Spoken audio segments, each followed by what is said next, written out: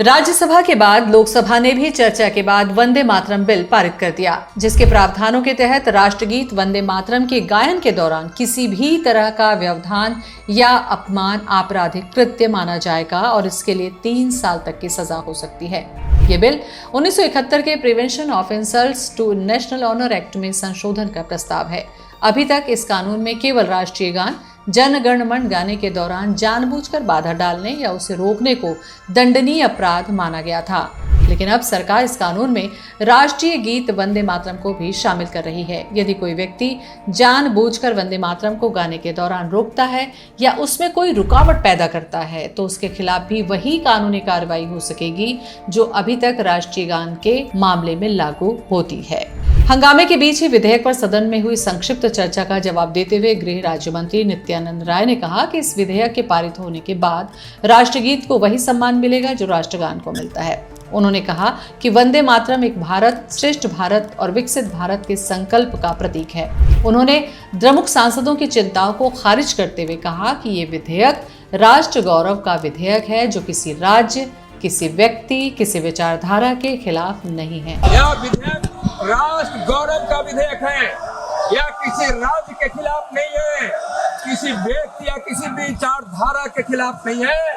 महोदय, किसी का राजगीत का भी सम्मान भारतीय जनता पार्टी एनडीए की सरकार करती है, मोदी की सरकार करती है। और सिर्फ आग्रह इतना जरूर है कि जब राष्ट्रगान हो तो उसके साथ साथ राष्ट्रगीत का भी गायन हो। तुष्टीकरण करने वाले लोग 1937 में जवाहरलाल ने इसी तुष्टीकरण के तहत वंदे मातरम के 2 छंद को स्वीकार कर लिया था और एक विचारधारा बनती थी जिसके कारण देश का बंटवारा हो गया था। अब एक भारत श्रेष्ठ भारत के लिए संपूर्ण वंदे मातरम चाहिए। वंदे मातरम। इससे पहले द्रमुक सांसदों ने सदन में विधेयक पारित किए जाने का विरोध किया।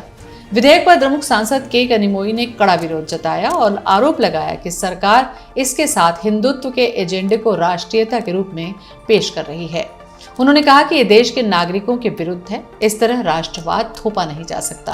कनिमोई ने विधेयक को संघीय ढांचे के विरुद्ध बताते हुए कहा कि विभिन्न मुद्दों पर सदन में हंगामे के बीच विधेयक को पारित नहीं किया जाना चाहिए। उन्होंने इसे राज्यों के हितों के और धर्मनिरपेक्षता के खिलाफ बताया। Madam, thank you for the opportunity given to me. I move the amendment. Today, very dangerous day, Parliament and the country. Why I am moving this amendment? I have carefully gone through the reasons and objects of the bill.